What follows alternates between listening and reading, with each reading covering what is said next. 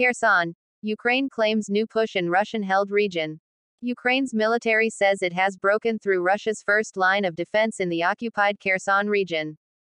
The reported push appears to form part of a long-awaited counter-offensive being launched by Kyiv in an attempt to retake the country's south. It follows weeks of Ukrainian attacks aimed at cutting off Russian forces there from main supply routes. Russia's military claims that Ukrainian troops suffered heavy losses during an unsuccessful attacking attempt. The claims by both Ukraine and Russia have not been independently verified. Kherson became the first major Ukrainian city to fall into Russian hands after troops advanced into the city from the Crimean Peninsula in the opening days of the war. Early on Monday, Ukraine's Kakhovka operational group in the south said that one regiment of Russian-backed forces had left its positions in the Kherson region. It added that Russian paratroopers providing the backup had fled the battlefield. Alexei Arestovich, advisor to President Volodymyr Zelensky's head of office, later also said that Ukraine's armed forces have broken through the front line in several places. In his late-night video address, President Zelensky issued a stark warning to Russian forces: if they want to survive, it is time for Russian soldiers to flee. Go home. In a briefing early on Tuesday, the presidency said intense fighting was taking place in almost the entire territory of Kherson, AFP news agency reported. Explosions and shots were heard for a second day in the regional capital of Kherson. Blasts had earlier been reported in Novokakhovka, some 55 kilometers 34 miles northeast, and Russia's state-run RIA Novosti news agency reported the city was left without electricity and water supply overnight.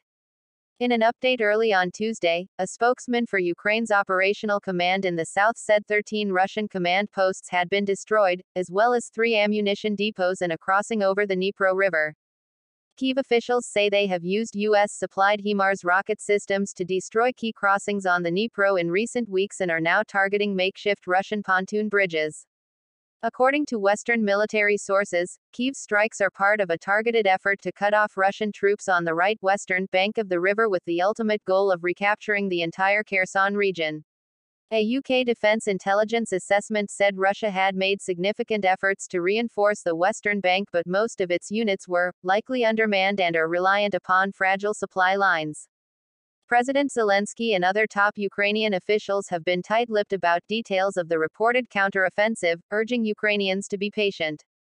Responding to the Ukrainian claims, Russia's defense ministry said that Ukrainian troops had attempted an offensive in the Kherson and neighboring Mykolaiv regions. The ministry was quoted by Russia's state-run news agencies as saying this operation had failed, and that the Ukrainian troops had suffered heavy losses. Ukraine has long been expected to launch a major offensive to retake Kherson. We could be seeing the beginning of it, although any operation is unlikely to be easy. Kherson has been under occupation since the early days of the war, and it's one of the largest Ukrainian cities in Russian hands. For weeks, Ukrainian forces have repeatedly targeted Russian positions deep inside captured territory, away from the front lines. It's only been possible because of the sophisticated weapons supplied by the West, and it's having a destabilizing effect on the invading forces. The conflict seems to be at a deadlock, with neither side making significant gains. This could be about to change. Kherson, which had a population of 290,000 before the war, is the only regional capital to have been taken by Russian forces and is currently administered by Moscow-backed officials.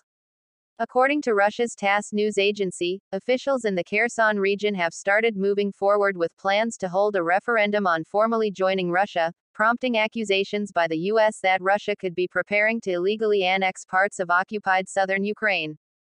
Last month, Russia said its military focus was no longer only on eastern Ukraine but on its southern regions of Kherson and Zaporizhia too. Speaking to Russia's RIA news agency, the head of the Russian-installed administration, Kirill Stremisov, insisted the city was not under threat of attack and said the more the area is shelled, the more its inhabitants demand a referendum. Elsewhere, at least 2 people were killed and 24 more injured after Russian shelling of the nearby city of Mykolaiv, city officials said. Russian-installed officials in the Zaporizhia region on Tuesday again accused Ukrainian forces of shelling the area around the nuclear power plant. They said on Monday that a hole had been punched in the roof of a fuel depot by a missile strike. The claim has not been independently verified. In recent weeks, both Ukraine and Russia have accused each other of shelling Europe's biggest nuclear station, which was seized by Russia in early March. Moscow has kept Ukrainian personnel to operate the station. Last week, Ukrainian President Volodymyr Zelensky said the world narrowly avoided a radiation accident at the plant, blaming Moscow's actions for this. An inspection team from the UN nuclear watchdog is expected to arrive at the plant later this week, the organization's head says.